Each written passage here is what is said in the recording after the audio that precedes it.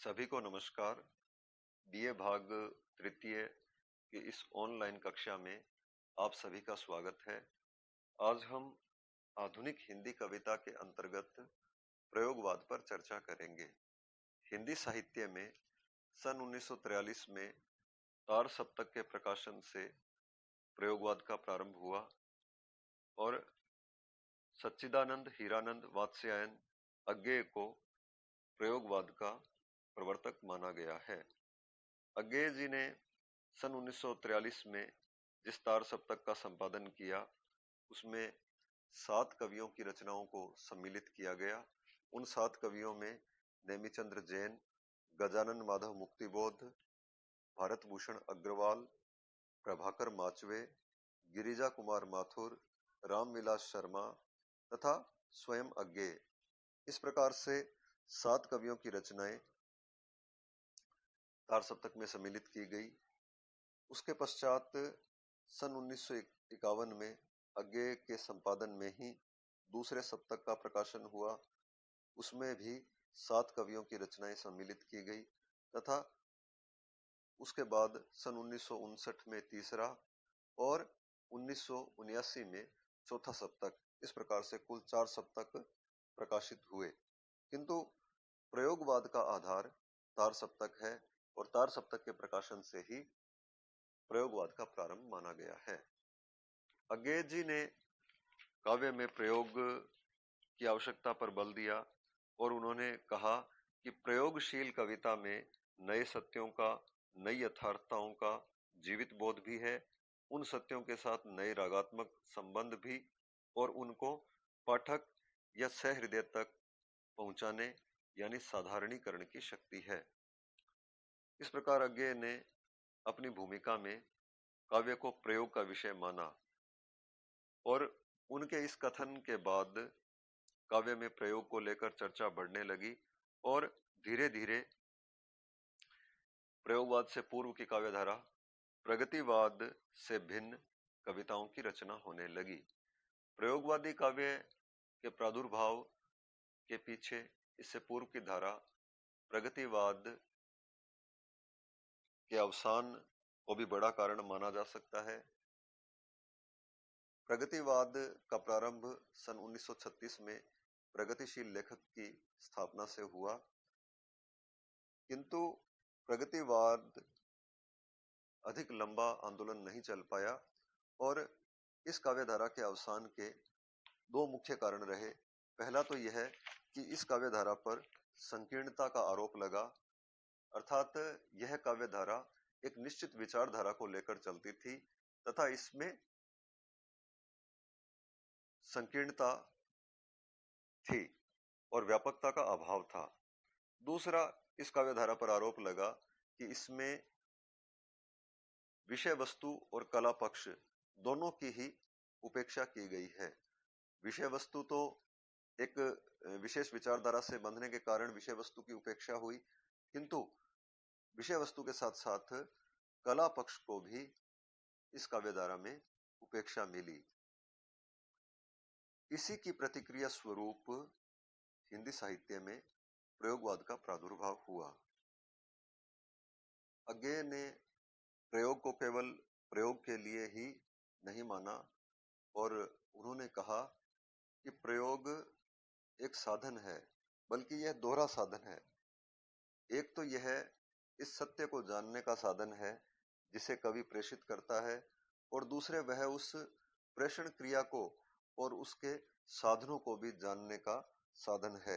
इस प्रकार यहाँ प्रयोग अपने आप में उद्देश्य नहीं है, बल्कि प्रयोग एक साधन मात्र है।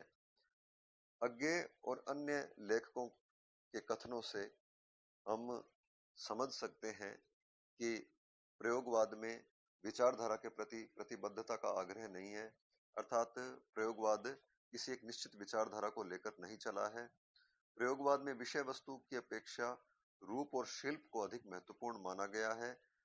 प्रयोगवाद का संबंध नई विषय वस्तु की खोज से भी है और उस विषय वस्तु को प्रेषित करने के ढंग से भी है।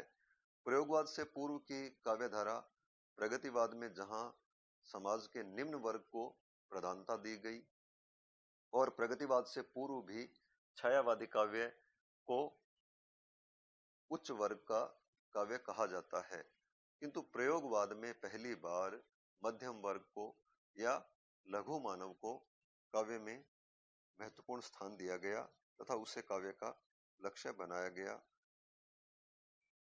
अब हम बात करते हैं प्रयोगवादी काव्यधारा की प्रमुख विशेषताओं की। प्रयोगवादी काव्यधारा की विशेषताओं में सर्वप्रथम हम बात करते हैं इसकी यथार्थता के प्रति आग्रह की। प्रयोगवादी कविता में यथार्थवाद का आग्रह है। द्वितीय विश्व युद्ध की विभीषिका और उससे उत्पन्न राजनीतिक अस्थिरता के कारण छायावादी कवियों द्वारा बनाया गया आदर्श और कल्पना का वह एक काल्पनिक महल ढह गया और समाज ने वास्तविकता का सामना किया। प्रगतिवाद में यद्यपि सामाजिक यथार्थ का चित्रण है, किंतु फिर भी उसमें समाज के व्यापक रूप को स्थान नहीं दिया गया है और प्रयोगवादी कवियों ने फ्राइड के मनोविज्ञान पर आधारित अति यथार्थवादी प्रवृत्ति को अपने काव्य में सम्मिलित किया।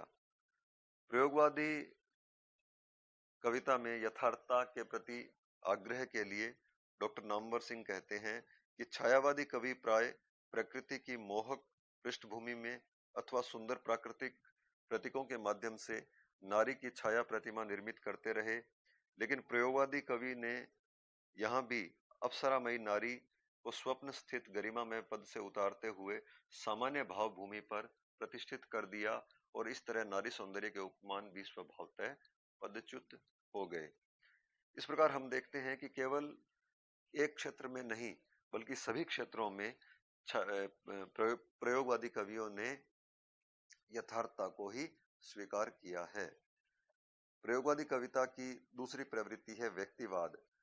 प्रयोगवादी कवियों ने काव्य में व्यक्ति को प्रधानता दी गई है। प्रयोगवादी कविता से पूर्व की प्रगतिवादी कविता में जहां सामूहिकता पर बल है, वहां व्यक्ति स्वातंत्र्य का कोई महत्व नहीं है और व्यक्ति का वहां चित्रण भी नहीं है, बल्कि केवल साहित्य को सामाजिक कल्याण के लिए ही साहित्य रचना को श्रेष्ठ माना गया है। किंतु प्रयोगवादी कवियों ने इस सामूहिकता के स्थान पर व्यक्तिवाद पर बल दिया है। अज्ञे द्वारा विरचित नदी के द्वीप कविता में हम देख सकते हैं कि इसी व्यक्तिवाद का आग्रह है। प्रयोगवादी कविता की तीसरी प्रमुख विशेषता है बौद्धिकता की प्रतिष्ठा। प्रयोगवादी कवियों ने हृदय की अपेक्षा बुद्धि से काम अधिक लिया है और उन्होंने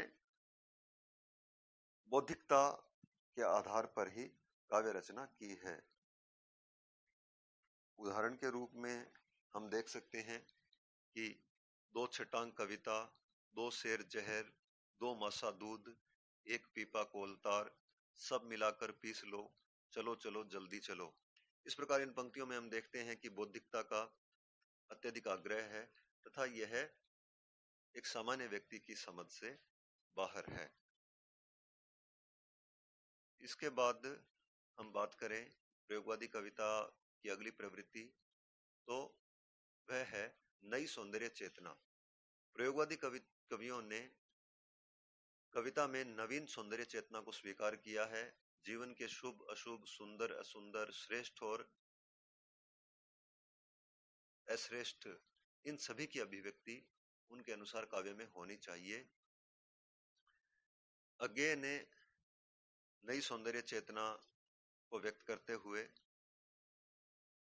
कहा है, उनकी कविता है कलंगी बाजरे की, जिसमें वो कहते हैं, अगर मैं तुमको ललाती सांझ के नभ की अकेली तारिका अब नहीं कहता, या शरद के भोर की निहार नहाई कुई, टटकी कली चंपे की वगैरह, तो नहीं कारण कि मेरा हृदय उथला या कि सूना है, या कि मेरा प्यार मैला है, बल्कि केवल यही कि ये उपमान मैले हो गए हैं, देवता इन प्रतीकों से कर गए हैं कूच, कभी बासन अधिक घिसने से मुलम्मा छूट जाता है। इस प्रकार हम देखते हैं कि इन्होंने सौंदर्य के पारंपरिक उपमानों की उपेक्षा की है और स्वयं अपने उपमान गढ़ लिए हैं।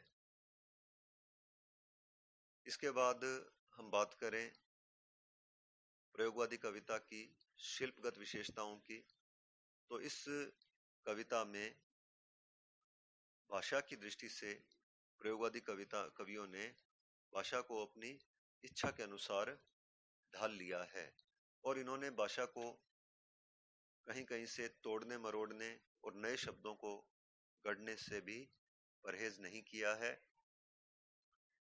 इन्होंने नए प्रतीकों बिंबों का भी भरपूर प्रयोग किया है।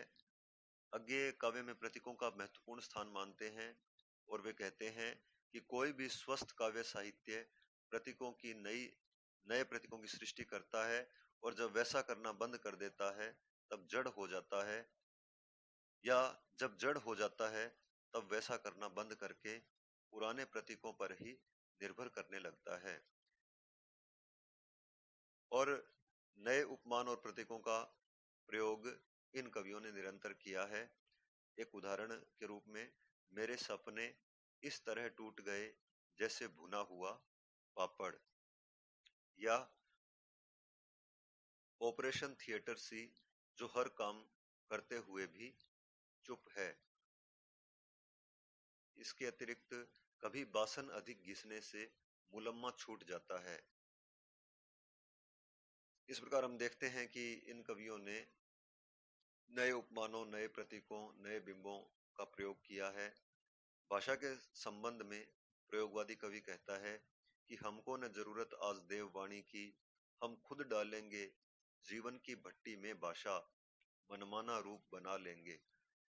इस प्रकार इन कवियों ने अपनी अभिव्यक्ति के अनुसार ही, अपने भावों के अनुसार ही भाषा का चुनाव किया है और भाषा गढ़ ली है। प्रयोगवादी